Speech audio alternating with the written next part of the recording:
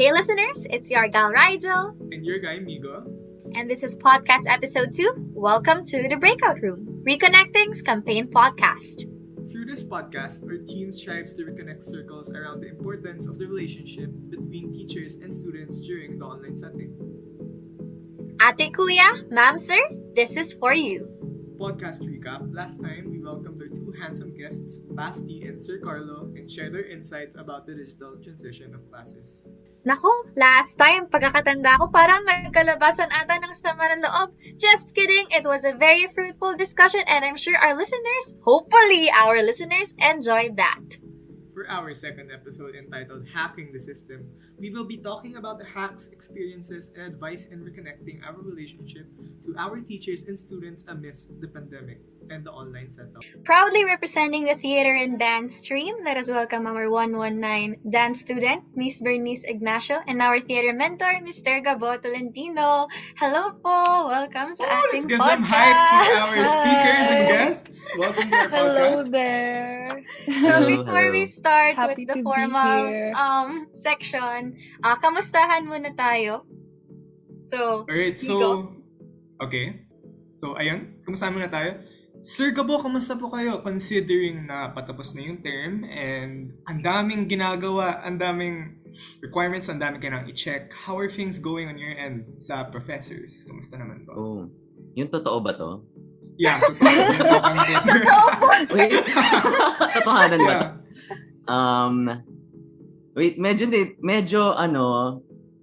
siguro hirap rin on our end. Actually to be honest, medyo nilalagnat ako ngayon. Pero ano naman, kanina medyo mainit ako, feeling better so far.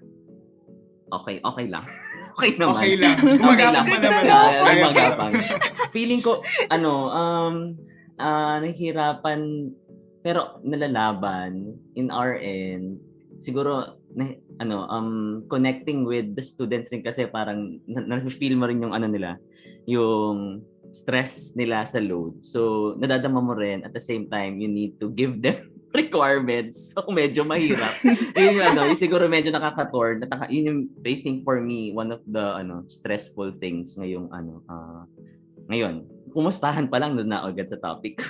Pero yun. Naging deep na kagad. Sirap na balik. Balik muna ako, balik konti. Yun, okay. Pero okay naman ako for this podcast. I'm excited to talk with you, Rigel. And Migo, it's nice to finally see your face and it's nice to see Bernice here with us. Yun. Okay, that's Yes, good sir. to Thank know you. po, Appreciate sir. How about you, Ate Bernice? Kamusta ang life post SHS? It was pretty chill lang naman, pero medyo mahaba yung summer break ko before college. Parang medyo nabaliw ako. Kasi sanay ako sa parang nagiging busy. Tapos parang bigla nawala na lang yung busy na schedule, busy fast-paced na life. Kaya parang medyo na shock. Culture shock. No, di naman siya culture, but like na-shock lang ako sa bigla kong schedule. So, it was a little hard to adjust, but right now, since college is almost starting, I'm trying to mingle more with my batchmates. And yeah, it's been going good din naman. Pretty chill lang din yung vibe ngayon. Sana ganun. Kami ni Migo. Chill ba tayo? Chill ewan ko ba ano nangyari sa atin, Rigel? Kasi patapos na yung term 1. So, Can't relate chill. anymore. Can't relate. Sana rin kami. Can relate. Baka habang vacation soon. Anyways, ayun, that's good to know that our guest speakers are doing okay. So, let's start our conversation. So, let's try to make it chill lang din, conversational. And, ayun, so for our first question, do you believe that students and teachers having a closer relationship helps with the learning capabilities of a student in this online setup? Let me first direct the question to, drumroll, Ate Bernice. Okay.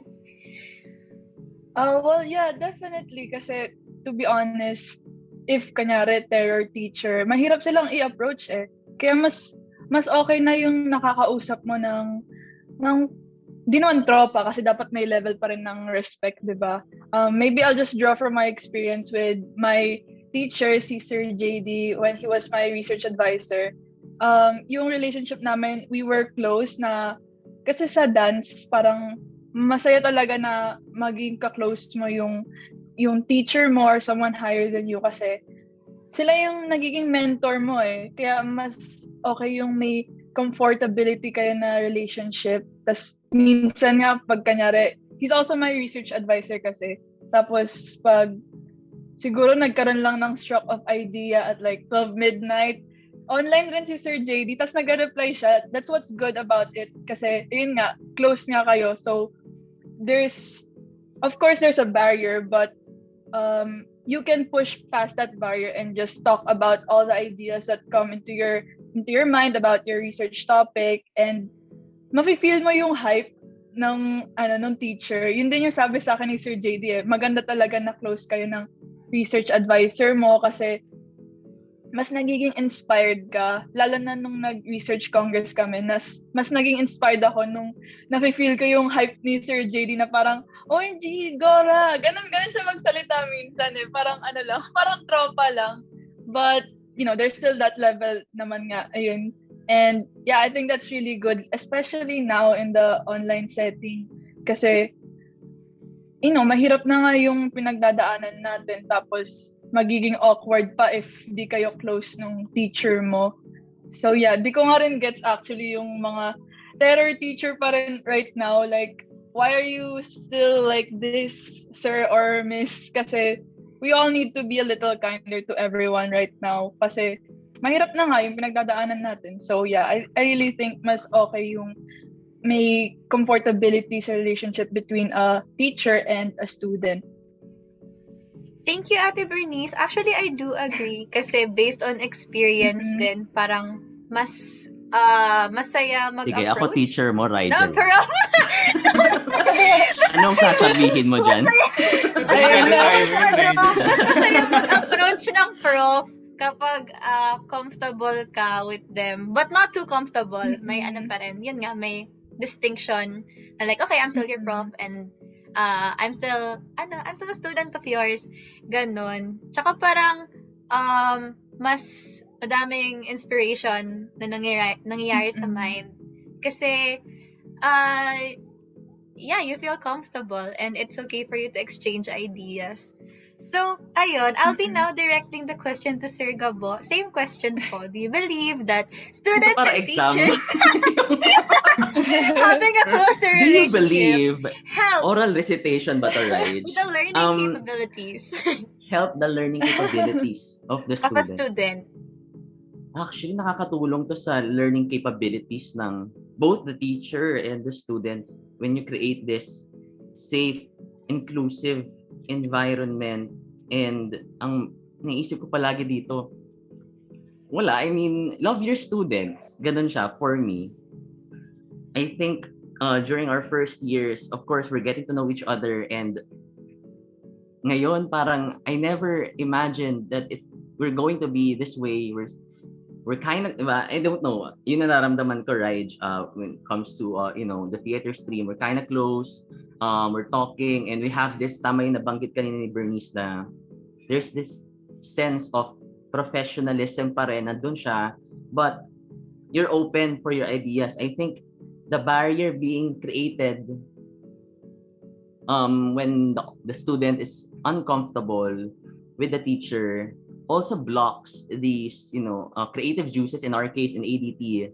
Diba, ang hirap mag-isip kung yung environment mo, nakakaganon ka, ang daming parameters, and hindi ka makahinga. And I think it's very important for that relationship to be focused as well. Parang part siya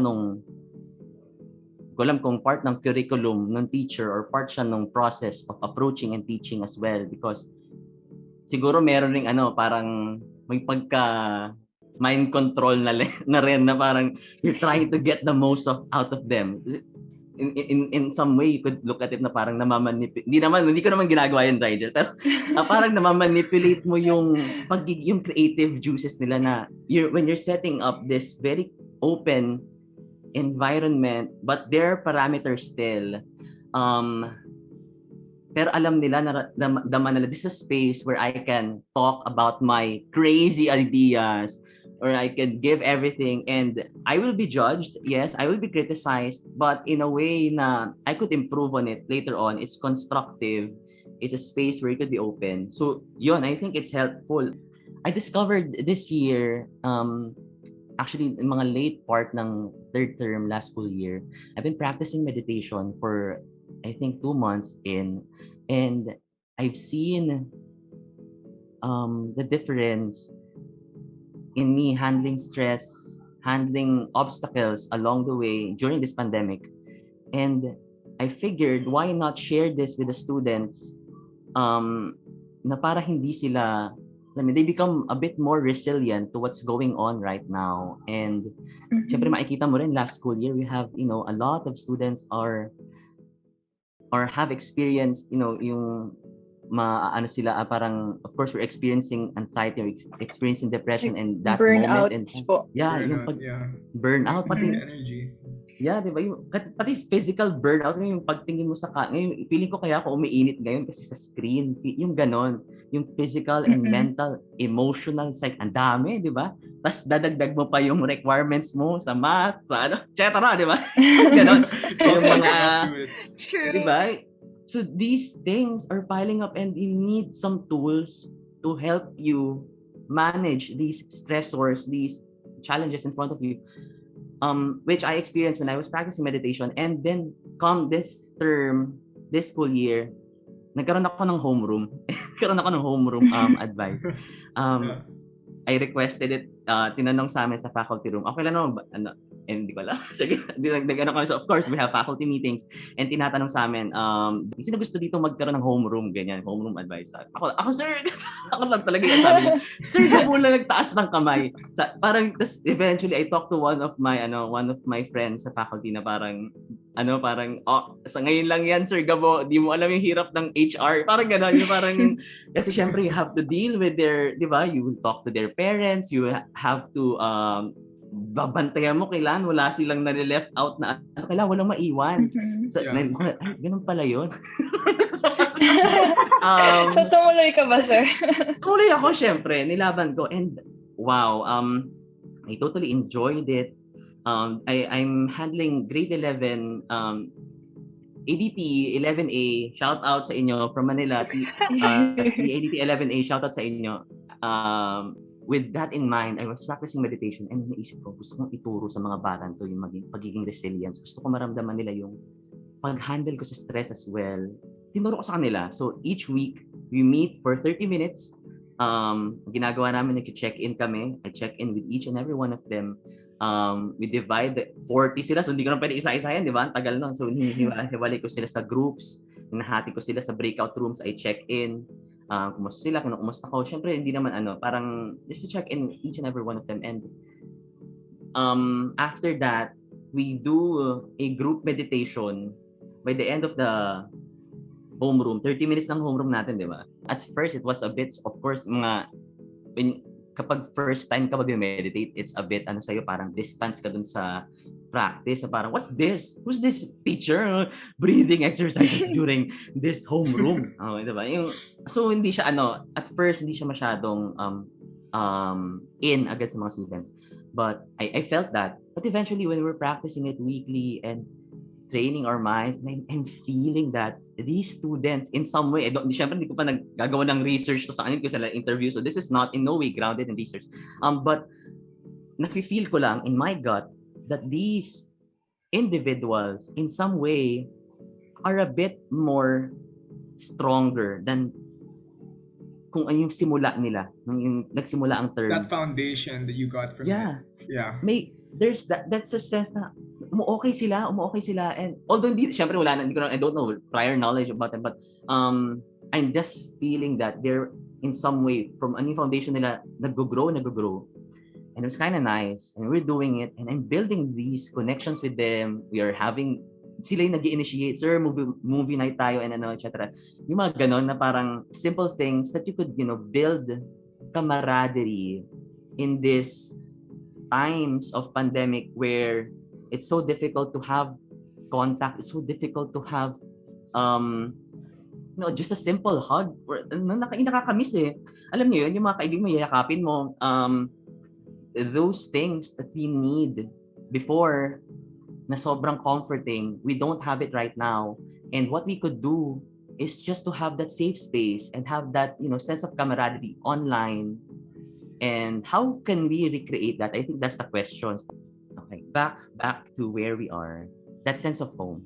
Yun lang. That sense of home, I think we, with the help of, syempre hindi lang naman teachers ito, no? Yung teachers and students, and of course the community as well, the academe as well, that could also help build this sense of community, this sense of camaraderie through Zoom.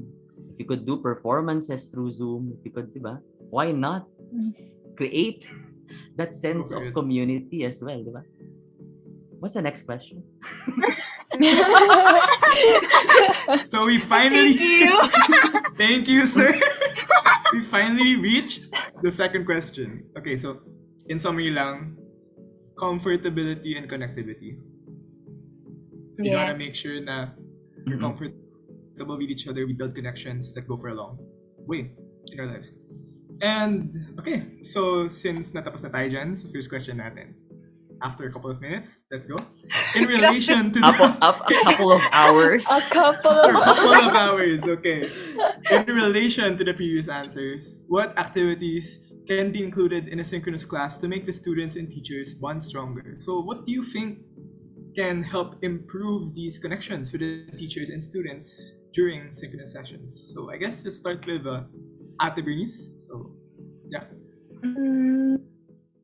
Well, for starters, kasi merong mga students na ayaw mag-open ng cam or, I mean, di rin naman natin sila masisisi kasi yun nga, parang kanyari may nag-aaway pala na neighbor dyan sa labas or kaya may mga aso. Yun, baka siguro kaya ayaw nilang makipag-engage as much sa class nila kasi ang daming stressors, nakaka-conscious sila, kaya di rin talaga natin sila masisisi. But maybe for activities, maybe, well, I'm not so sure. Maybe it's up to the student na rin kasi if gusto niya makipag-participate. But perhaps the class could find, ayun nga, like what Sir Gabo mentioned, yung meditation activity. I think that could really help rin to just practice, staying still for a while kasi nga, ang dami nang nangyayari, diba? And maybe we could also have activities like yung outside the class na siguro, like just get to know activity, mga ang tawag dito, team building activities, but I don't know how we can mga ganun. Marami naman sa Google na mga team building activities for an online setting na rin. Siguro marami na rin nag-isip ng mga bago since online na nga lang tayo. So yeah, maybe we could do mga team building activities or yung meditation nga, like what Sir Gabo said. And yeah, just really practice being patient with each other, with the teacher and with the student kasi di rin naman natin ang mga pinagdadaan ng both parties, diba? So, It's both a mutual effort in it because it's not only the fault of the teachers. Yeah, as you discussed. Tsaka I like when Ate Bernice mentioned na parang some students maybe do not want to participate and we have to respect that. Kasi may mga quote-unquote bad timings tayo na tinatawag during classes. Yeah. Aside from darating yung Shopee parcel during class, merong sometimes yung family problems or yung loss of internet connectivity and it affects the mood of students. So, ayun, ang ganda lang ng part na yun. Yeah, we gotta consider rin since that place of study for them right now isn't just like some other place, it's their homes. And a lot goes on in people's houses. So yeah, I guess we can move to Sir Gabo. Mukhang excited na si Sir sumagot. So... Yeah, yun lang. Yun lang. Ano yung tanong? Activities na ulitin ko na lang. Like, activities, sir. Activities, basically. Ano pwede gawin sa synchronous classes? Synchronous. Yes, sir. Synchronous activities. I think So I have to mention this I think last week or last week, the faculty had this workshop. We have these parang continuous learning, kailangan meron tayong continuous learning as as teachers, and meron kami mga workshops na ina-attendan that is also made by the DLSU. Last week we did this workshop on mga activities that could also help, quite similar sa ginagawa ko, mga meditation, but it's integrating that sense of mindfulness and self-awareness doon sa mga topic talaga nung specific course. Hindi ko siya ma-articulate na maayos, but for example, if we were to go to theater, how are we going to be a bit more for example, how are we going to be creative? Yeah, sige, how are we going to be creative? And how am I going to make pasok the mindful exercise doon sa activity natin? For example, sabihin natin, grade 12 is now going through their design courses. Paano mag-design ng costume, paano mag-design ng set, props, etc., makeup. Okay, so how are we going to include a mindful activity to that, no? Para yung in terms of, so first of all, ang ginagawa ko dyan, binibigyan ko sila ng yung technicals muna, yung foundation talaga, yung galing sa text, okay, galing sa literature.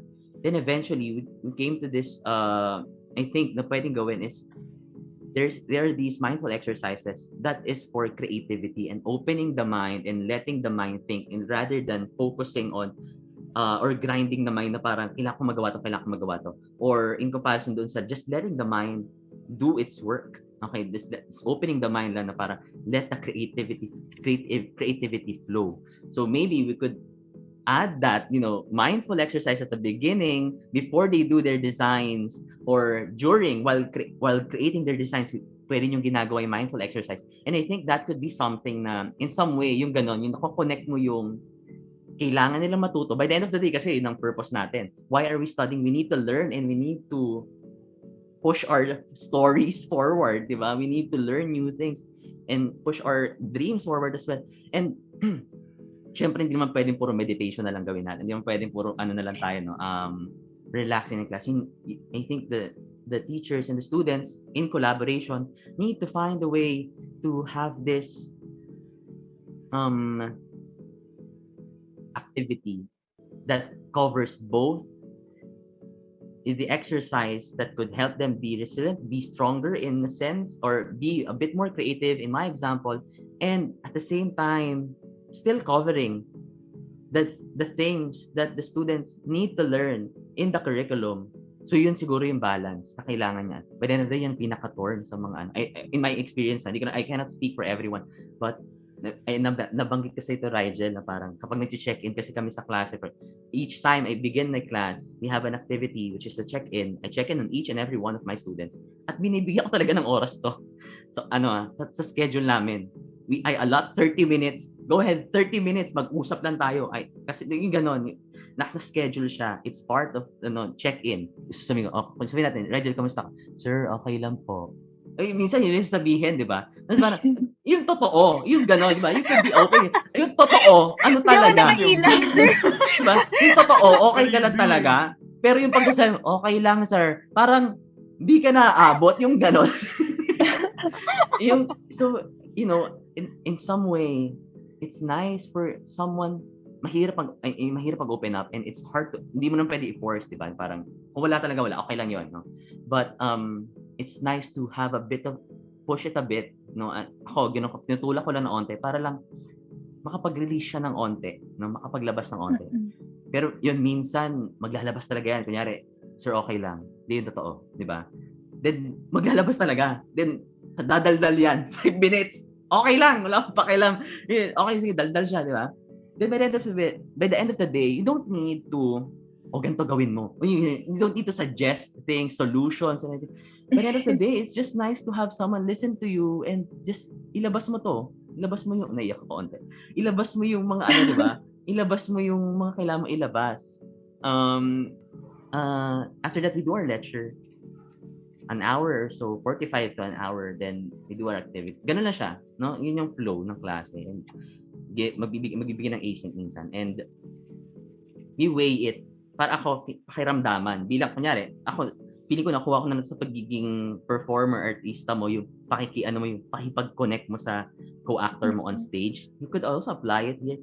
If you feel, nakikita nyo kung paano nagma-manifest yung arts in real life. Hindi yan arte lang, hindi yan workshop na it's about us being a bit more human each day while still teaching what the students need to learn. At the same time, it's coated with that sense of gusto ko tong matutunan, yung parang yung yayakapin nila yung aral.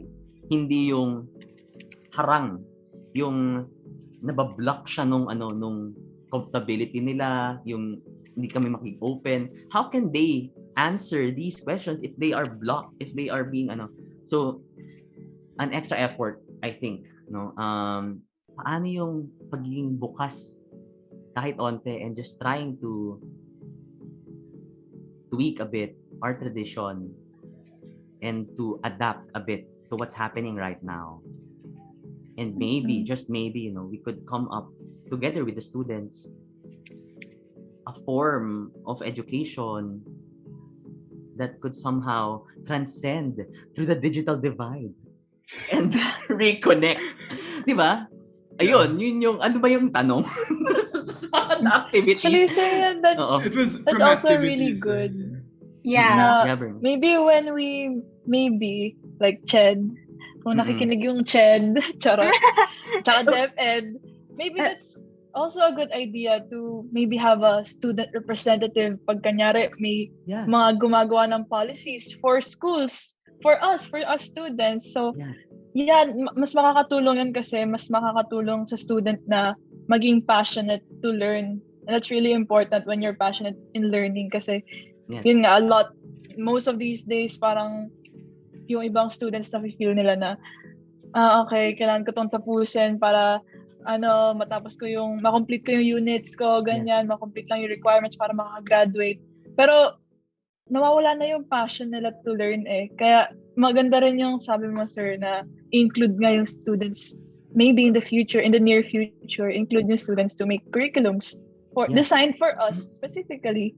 On a general scale, we have these expertise sa STEM, sa ABM, SPT, etc.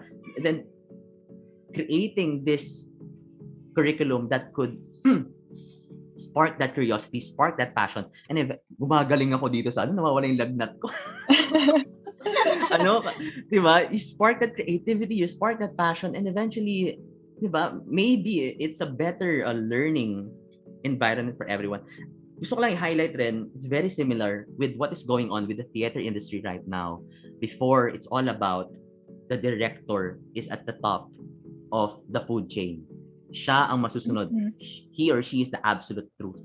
But now, I'm for our listeners right now, I'm gesturing a pyramid with my hands. Yung parang nakikita nyo rin. And eventually, you could turn it into some kind of a round table. I'm gesturing now a circular, leveled, pantay-pantay lang, no? Yung ganon. And acknowledge the fact. Kasi sa teatro, sige, para sa mga hindi aware, no? You have the director, you have the playwright, the you have the actors, the designers, the choreographers.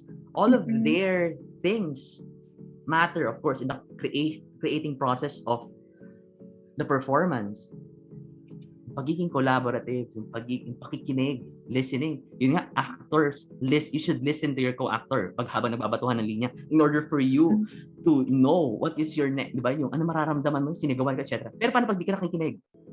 Di ba? The continuity of the play will not manifest and it will not become truthful. Same thing that we could also apply here. Sa Teatro La Saliano, dapat nakikinig ka dun sa actor mo. Kasi when you act, you also have to react, di ba? Yeah. Kaya, kasi bawal naman na tulala ka lang. Paano pala pag nag-improv yung co-actor mo? Di pala siya bagay sa script. Tsaka rin, sir, yung sinabi nyo na yung director nga, hindi na siya yung top. Hindi na lang siya yung, yung pinapakinggan. Actually, in my experience before, share ko lang din, kasi parang we had to make a production yung disconnection namin when we were going to grade 12. So back in grade 11 pa yun. I think we did that in just 2 months or 3 months. So medyo masikip yung time, medyo gahol yung oras. Pero what made it work is, I was part of the script writers, and what made it work, we had the actors adjust our script para mas makatulong sa kanila makapag-deliver ng lines nila. And yun yung nangyari. So, yung directors namin nakinig din, and yung script writers din naging open to what the actors suggested. So, ayun, sinama namin din sila sa credits, of course. Para, give credit where credit is due. Kaya, yeah, yun po. If art imitates life and it works in the art form, in the art industry, why not in life itself as well? Or in this case, in the academe, di ba? Ay, si Rigel, nagsalita na. Go to theater, Chos.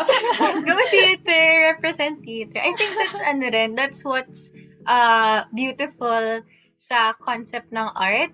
Like, to our listeners, you can also apply it sa mga outside ADT dyan, yung mga UMS, yung mga STEM, the philosophy of art. It also works in life. Like, you don't have to be how do you say this? A learner of directing. You don't have to learn dance. You don't have to learn music. Pero rather yung pinaniniwalaan namin as we do those things, you can apply it in your respective fields. And I think it would also be helpful. Yeah. The value, the concepts, everything. Okay. Ayun po. So, thank you.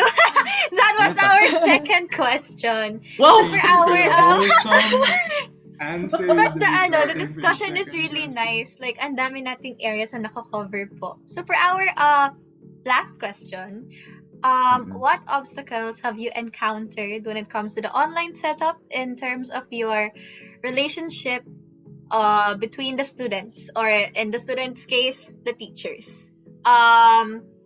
Let's start with Sir Gabo naman. Let's start with Sir Gabo. Okay.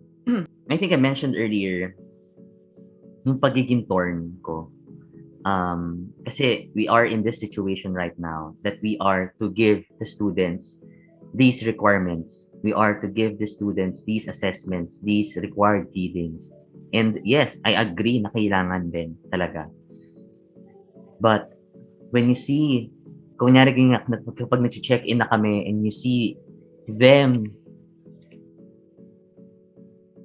having a difficult time grasping the situation. Yung ganun pa lang, yung iintindihin pa lang nila yung nangyayari kasi nga sa sobrang daming nangyayari. It's difficult. So, paano, di ba?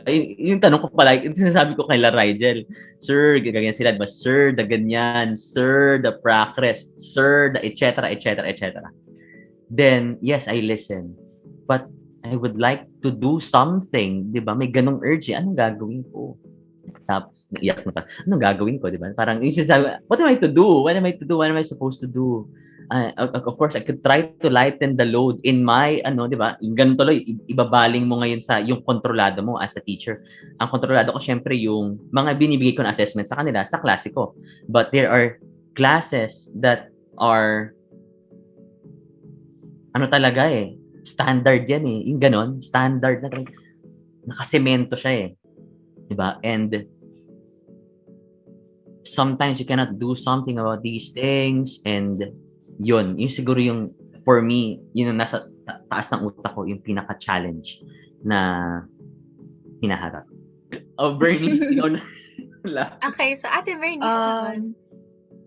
For me naman, grabe, nung nag-transition from face-to-face to online, yung pinaka-biggest challenge ko talaga as a dance major, ang hirap sumayaw dito kasi ang tigas ng floor. Tapos, yun nga, ang hina ng connection ko nung time. Kaya nalala ko nung isang class ko with Sir JD, parang after that class, I didn't feel good like how I usually felt after a class, after dancing. Kasi nga, diba, dance is my passion. We should feel good about what we do. But that wasn't the case that one class I had. Kasi, yun nga, nainis ako. Tsaka, ang labo pa ng mata ko, naano kasi ako pag sumasayaw with glasses. Nahihirapan ako sumayaw with glasses kasi hulog or what not. Kaya yun yung frustrations ko talaga nung nag-shift na as a dance student, nung nag-shift na sa online setting. Tapos, yung naging obstacles ko din noon, may mga family problems, ganyan. Kaya, minsan, nalilate ako magpasa ng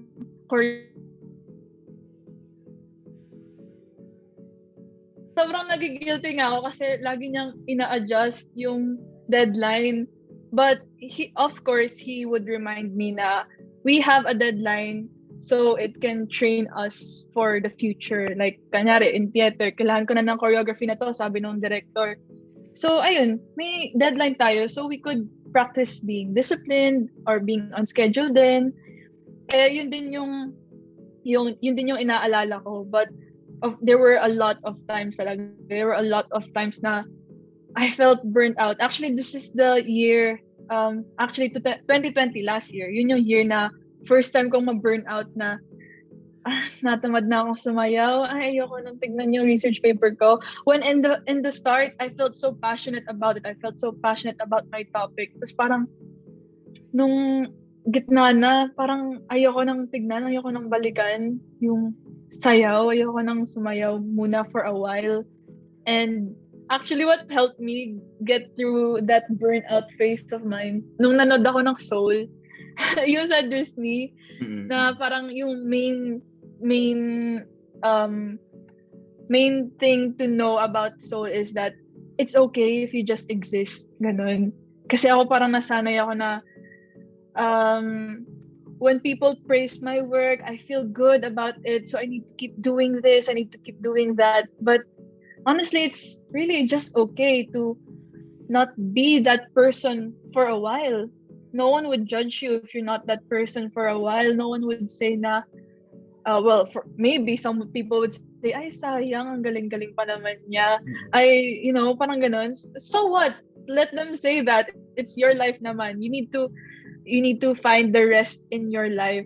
Kaya yun talaga yung naging obstacle ko nung parang ang daming nangyayari dito sa bahay. Kaya ayoko munang mag-create ng choreographies. And I'm honestly just really thankful kay Sir JD na sobrang guilty talaga ako na lagi niyang ina-adjust yung mga deadlines namin na assignments. And yun din, naging obstacle ko din nung nag-online na it was hard to work with my classmate especially when we were making choreographies kasi in real life nafe-feel mo yung yung energy ng kasama mo, and it makes it easier to create art, to create choreographies. Pero nung nag-online na parang sorry if nakikinig siya yung klase ko. Parang medyo nainis ako kasi ang slow nung pace namin. Ako kasi parang if slow yung pace, medyo na-agitate ako, like, naiirita, gano'n na, ano ba yan, ang bagal na, wala kaming ginagawa masyado. So, I feel bad na medyo nainis ako sa kanya, but we had a talk about it naman, so we're good. We're good friends right now. But, yeah, yun nga lang yung naging obstacle ko nga lang din, yung, ang hirap makipag-connect. Kaya nga reconnecting tayo dito, diba? Pero ayun, it was really hard to connect with her, in making choreographies, and it was hard to follow deadlines kasi ang daming nangyayari nga in our surroundings, it's sa family or outside.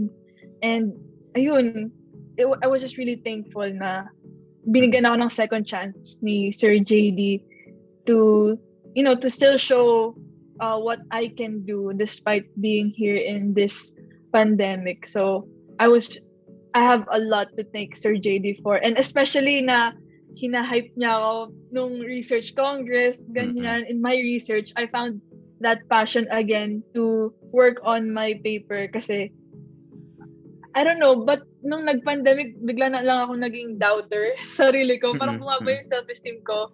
Tuwing sinasabi ni Sir JD, your paper is really good, I like the way you write. Parang sabihin ko, hello, talaga ba, sir?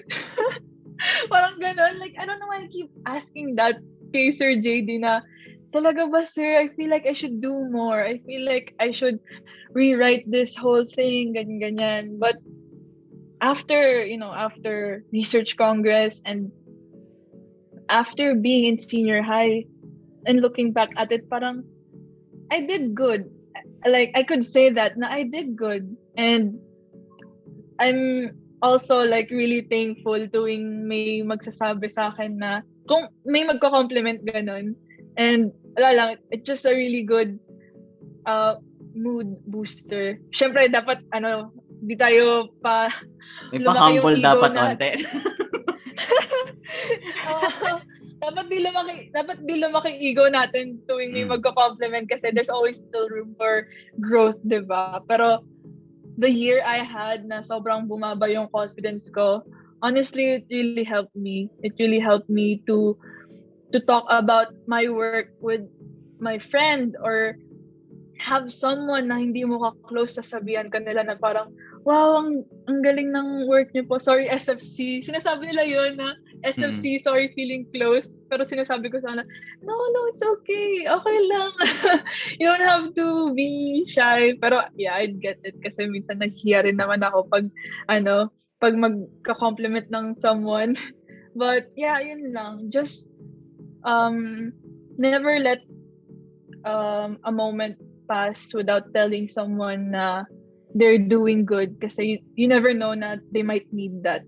And I needed that last year, and it was really good for me to be back to who I was before this pandemic. So, yun lang yung mga obstacles na na-experience ko ng online na talaga. Ang ganda, Bernice. I Natuwa ako sa agree. sinabi mo. I agree, Ate Bernice. I think That is a such a good story. common obstacle na both parties shared encountered during the pandemic is yung there was that point of time na parang ang bilis natin na parang bakit ganon hindi niya makuha? Bakit hindi ko makuha? But now that we're on our season 2 of online classes, we've all learned na maybe during that phase we were just adapting sa new setup kasi all of this is new for us, and we've learned to become more understanding and have more empathy sa isa't isa. Instead of rushing into things, instead of this is what I need to do, etc., a very fast-paced life, and sometimes it's just nice to take a step back and check in with ourselves kung kaya ko pa ba, okay pa ba ako, yung mga ganon, the simple things that more often than not, the entire day we're doing things, we're doing checklists for us to graduate, to pass the requirements, but ilang oras yon in-offer natin for that? 8 hours a day? Even more? And hindi natin mabigay yung a bit of kahit 10 minutes lang, 20 minutes to reconnect. For ourselves. Diba? For ourselves. And it will really have an impact. If you reconnected with yourself, it will reflect as well on how will you reconnect with others. That was a very fruitful discussion and chikahan na rin with Sir Gabo and Ate Bernice. So unfortunately, we have to wrap things up as breakout room number 2 closes. So before we let you guys go, do you have some hacks, tips, advices sa ating listeners regarding our topic for today? Ate Bernice, you may start. Yun lang, same lang din sa sinabi ko kanina. Just take your time kasi honestly, I think it's an internal pressure na lang pag nagmamadali tayo. Well, of course, hindi maiwasan na ma-pressure sa ibang tao, sa mga ka-age group natin, kanyari. Parang, kasi some people wanna take a gap year din, diba? Tapos, naba-pressure tayo na baka ako yung pinakamatanda sa class ko if mag-gap year ako, ganun. But honestly, just do what you think will be good for you. Just for you, not anyone else. Just take your time and work on what you need to work on. Kasi no one's gonna rush you, even though it seems like everything is going fast, the world is spinning so fast, but try to find that stillness in your life and you'll find peace. Parang ganun. Thank you, Ganda. Ate Bernice. Sir Gabo. Tips? I think marami nang nabanggit kanina, but I think being a follower and being a leader, kahit cliche siya, no? Being a follower and being a leader is something that could bring out the collaborative themes in this, parang pakikinig mo at yung pag-initiate.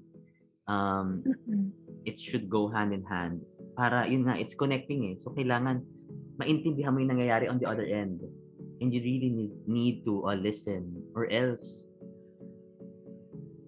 hindi natin alam, di ba? What could happen. Yeah? And worst comes to worst, alam na natin to. Marami talagang cases during not just COVID-19 cases, but as well, mental illnesses and mental cases, mental concerns as well, especially with the students. And this is not just in our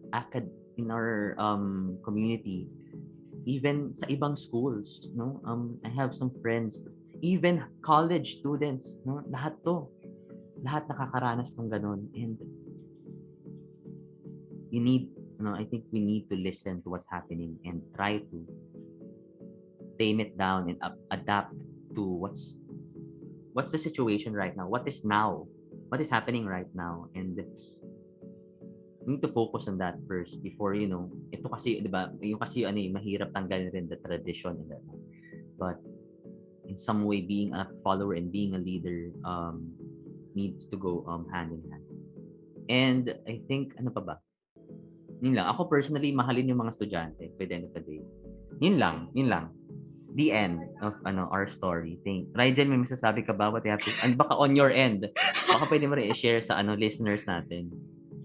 Ano lang, sir, I guess from me, as host of this podcast na rin, by the end of the day,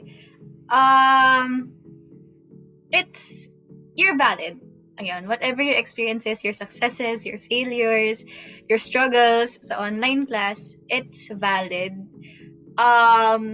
Yun nga, like I've mentioned also earlier, even though na things are getting hard, day by day, let's try our best to understand each other, to love each other, and to care for each other, even though na we're kilometers apart. Ayun. So, that's it for me, Migo. Your final thoughts before... Yes. Before ending, well, in my opinion, yeah. First and foremost, distance is a huge factor in the way we connect each other, in the way we progress with our careers.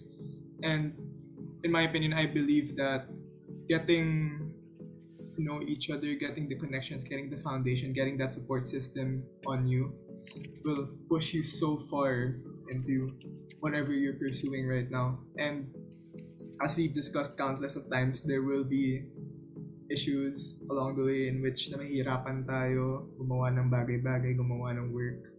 And that's okay. It's normal. We always go through something. We always go through these experiences, though it varies per person.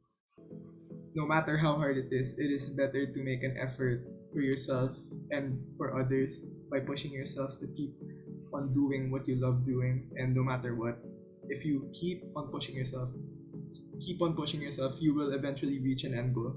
And basically, that's what I've gotten from this talk. And I appreciate all the heartful talks, the heartful lessons that Sir Gabo Bernice has given. Indeed. So, listeners, let's be Very understanding. Love your students po sa ating professors. And for our students, love your professors, love your mentors. Kasi both sides just want what's best for each other. Ayun, thank you ulit, Sir Gabo. Thank you ulit, Ate Bernice. We're so glad Tapos having na? you here for episode 2. Thank you, guys. Unfortunately, meron talagang ending Thank you time so ang mga much breakout for the rooms. invite. Alright, that Go ahead. concludes the last episode of the Breakout Room. Wait, is it the last episode? Wait, I think that's too soon Wait, to say. I don't think it's the last episode. No. Wait, you I never mean, know, right? For now. Kasi, Yeah, for hindi now. pa tapos. Hindi pa tapos. Yeah. Who knows? We might continue our podcast sometime after this term. Regardless, we'll be sure to keep our listeners posted. And we thank you for watching our podcast. We hope that even after the breakout room closes, we all continue to reconnect and transcend through the digital divide. Again, we are your hosts, Migo. And Rigel. Yes, sir, and we hope to have you on episode 3. Thank you. See you.